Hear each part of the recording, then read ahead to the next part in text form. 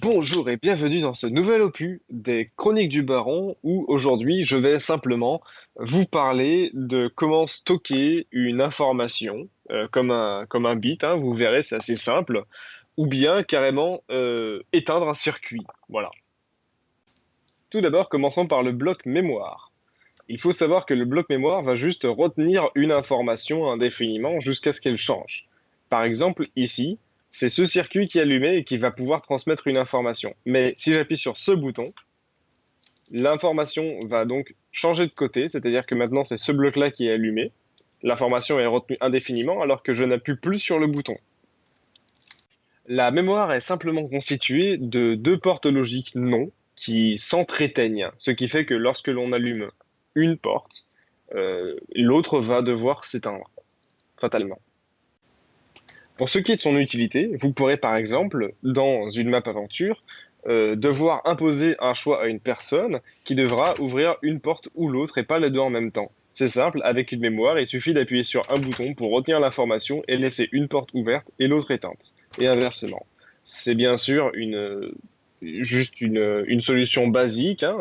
Il existe mille et une solutions pour pouvoir l'utiliser, mais c'en est une qui est assez appréciable. Maintenant, nous allons voir comment éteindre un circuit. C'est tout bête. Par exemple, si dans votre circuit, vous mettez cette petite astuce, eh bien, comme ça, le courant va pouvoir passer grâce au bloc qui sera là, puisque en fait, le repeater qui est ici va donner du courant à ce bloc-là qui va le transmettre au circuit. C'est une sorte de use bug. Mais en fait, s'il n'y a pas de bloc, donc si le piston enlève le bloc, eh bien le courant ne passe plus. Comme ça, vous pouvez vraiment désactiver un circuit.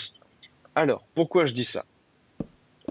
Il faut savoir qu'il y a certains circuits comme celui-ci où la source du signal est reproductible à l'infini. Dans ce circuit, par exemple, certaines personnes aimeraient bien éteindre le circuit, ce qui avant n'était pas vraiment possible. Merci les pistons. Mais grâce au piston 2000, nous pouvons maintenant désactiver un circuit, c'est-à-dire carrément éteindre. Là, je viens de stopper le courant, ce qui fait qu'il ne circule plus. Alors que avant l'invention du piston, ce qui est merveilleux, nous ne pouvions pas éteindre un signal pareil. Il fallait un bug ou encore casser quelque chose. Alors que là, je peux le remettre. Bon, bien sûr, ce n'est qu'un circuit de test, donc on va me dire, il faut remettre le bouton pour réappuyer, mais c'est un circuit de test pour expliquer. Chose importante à savoir, mes circuits ne sont qu'un exemple qui vous est donné et ne sont pas la voie de la sagesse. Il faut savoir que les circuits doivent avant tout s'adapter à la situation. Et par exemple, je vais vous en donner l'exemple d'un autre ici qui prend plus ou moins plus de cases. Par exemple, il prend un de profondeur de plus, mais il coûte moins cher à faire puisqu'il n'y a pas besoin d'un repeater en RAB. Mais ça marche aussi, ça éteint un circuit. Miroc, es-tu prêt à relever le défi? Oui, je vois déjà ce que tu veux me faire faire à peu près. Alors, tout d'abord, pour pouvoir ouvrir cette porte, il faudra que tu appuies sur les deux boutons. Mais, il faudra qu'ensuite tu puisses refermer les portes.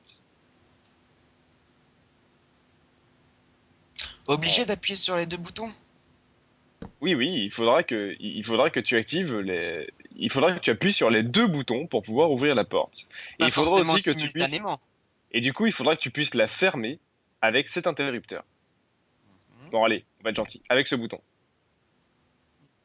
Ouais, donc là tu me rajoutes un mécanisme en plus à faire. Es-tu prêt? Donc il y a les deux boutons, faut que je les active séparément. Je suis pas obligé de les activer simultanément. Tu fais ce que tu veux. Tu peux Ok. juste pas les déplacer.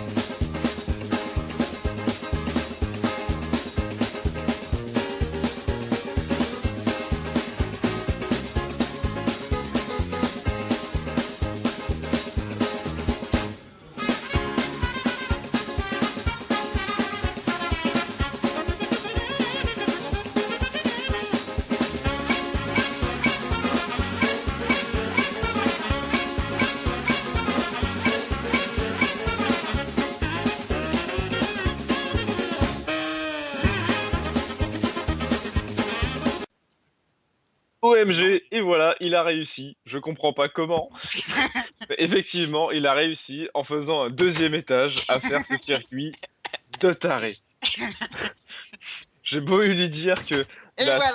le Ça seul va. petit truc qui clochait, c'est que sa porte-haie était juste un petit peu trop grande et bouffait un peu de place. Il a dit non, je veux de la place. Et ce gros taré a fait un deuxième étage. Je suis complètement bluffé par tout ce qu'il a réussi à faire. Du coup, bon, pour ne pas vous perdre, je vais quand même faire le mien, hein, devant vos yeux. Je vais reprendre depuis le début le TP. Bon, si vous voulez revoir le sien, il vous suffira de mettre pause et d'essayer de comprendre ce qui se passe. Et, euh, et pour vous, en fait, je vais refaire le TP en essayant de le faire plus simple et sans utiliser de deuxième étage. Alors, bon, maintenant à moi. Alors,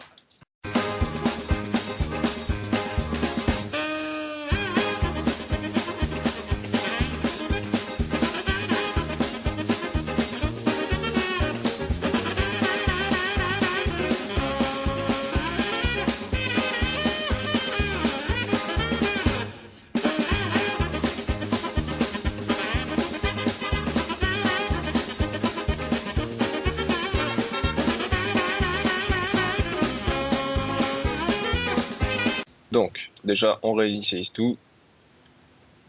Voilà, tout est réinitialisé là, donc les deux mémoires sont initialisées. Maintenant, j'allume le premier bouton. J'allume le deuxième bouton, allumage. Ah La oui, porte s'ouvre, ça va elle pas reste marcher. ouverte. J'appuie sur le bouton, la porte s'éteint. Et voilà, c'est quand même sacrément plus simple qu'avec... Oh mon dieu, c'est un deuxième. Ce Ah, mon sera... circuit, il était simple. Ah oui, il était monstrueusement simple. Bon, ce ce sera tout pour cet épisode et à vous les studios.